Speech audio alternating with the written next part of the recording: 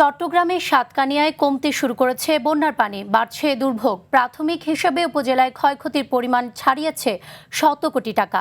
এখনও পানির নিচে তলিয়ে আছে শত শত ঘরবাড়ি। এদিকে পানি বেড়েছে তিস্তা নদীতে। স্বল্পমেয়াদী বন্যার আশঙ্কা উত্তরাঞ্চলে। অন্যদিকে বান্দরবান সহ কয়েক জেলায় পানি কমলেও শুরু হয়েছে বান পরবর্তী দুর্ভোগ। প্রতিনিধিদের তথ্যচিত্রে আরও জানাচ্ছেন লামিয়া তানজিন মাহমুদ। পানি কমা শুরু করলেও সাতকানিয়ায় এখনও বিধ্বস্ত উপজেলার 17টি ইউনিয়ন ও পৌরসভার বহু কাঁচা ও আধা পাকা ঘরবাড়ি। পানির নিচে আছে শত শত বাড়িঘর। তলিয়ে নষ্ট হয়ে গেছে গ্রীষ্মকালীন সবজি ক্ষেত, নেই গবাদি পশু রাখার স্থান ও খাবার। ভেসে গেছে 4 শতাধিক জলাশয় ও মাছের ঘের, যার আর্থিক ক্ষতি কোটি টাকার উপরে। ফায়ারের ডল লাইমে গরিব এগুলো ফসল পুরো ঘরবাড়ি বাইসে লেগেছে। পাশে যারা দোতলা বাড়ি ছিল সেখানেও আশ্রয় নিয়েছে। চলাচলটা একদম কি ছিল, বন্ধ ছিল। ক্ষতিগ্রস্ত হয়েছে 100 কিলোমিটার গ্রামীণ সড়ক। কার্পেটিং উঠে সৃষ্টি হয়েছে বড় বড় গর্ত ও ফাটলের। প্রধান সমস্যা এখন বিশুদ্ধ পানি ও খাবার।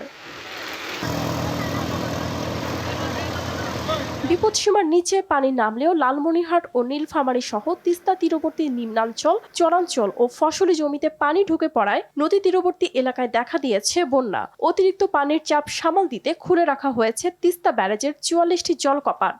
নদীর পানি বাইর হয়ে এখানে আটক হয়ে থাকে, এখানে পানি হয়ে বাইর হতে পারে না। চুয়াডাঙ্গায় তলিয়ে গেছে কয়েক হাজার বিঘা ফসলের মাঠ। বৃষ্টি অব্যাহত থাকলে কয়েক কোটি টাকার লোকসানের আশঙ্কা সংশ্লিষ্টদের। ক্ষয়ক্ষতির পরিমাণ নিরূপণে মাঠে কাজ করছে কৃষি বিভাগ।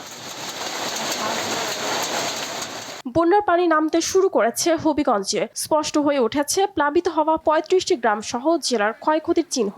কৃষি ও মৎস্য বিভাগের প্রাথমিক হিসাবে কৃষি ও মৎস্য খাতে ক্ষয়ক্ষতির পরিমাণ 70 কোটি টাকার বেশি। পানি নেমে গেলে বাড়বে প্রকৃত ক্ষয়ক্ষতির পরিমাণ। চলছে খোয়াই নদীর ভেঙে যাওয়া প্রতিরক্ষা বাঁধ পুনর্নির্মাণের কাজ।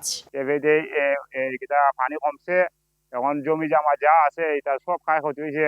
আমরা সরকারের কাছে ইয়াদের যদি আপনারা একটু সাহায্য করেন তাহলে বাঁচার হতেছে। পানি নেমে গেছে বান্দরবানে। কর্মহীন থাকায় নিম্ন আয়ের মানুষের সামনে দেখা দিয়েছে চরম অর্থ সংকট। বিভিন্ন স্থানে ছোট বড় পাহাড় ধসে সড়কের ওপরে মাটি জমে থাকায় ব্যাহত হচ্ছে অভ্যন্তরীণ যান চলাচল। আশুলিয়ার বিভিন্ন এলাকায় দেখা দিয়েছে তীব্র জলাবদ্ধতা। চরম ভোগান্তিতে পড়েছেন সর্বস্তরের মানুষ। পানির স্তর কমেছে রাঙামাটিতে, তবে এখনো পানিবন্দী কয়েক গ্রামের মানুষ। দুর্গত মানুষের পাশে দাঁড়িয়েছেন সেনাবাহিনী, বিজিবি সহ আরো সংস্থা। আমি কোনো আশ্রয় খন্ড কোনো থাকি নেই। বাসার পানির কারণে বাসাটা হাইটে যাওয়া যায় না, তো অনেক ময়লা আবর্জনা বাড়ির সামনে। বন্যা পরিস্থিতির উন্নতি হচ্ছে ঝালকাঠি, সুনামগঞ্জ ও দিনাজপুরের হিলি সহ দেশের কয়েক জেলায়। তবে ভারী বৃষ্টি হলে নদ নদীর পানি বৃদ্ধি সহ স্বল্পমেয়াদী বন্যা হতে পারে সুনামগঞ্জের নিম্নাঞ্চলে। লামিয়া তানজিন মাহমুদ, RTV।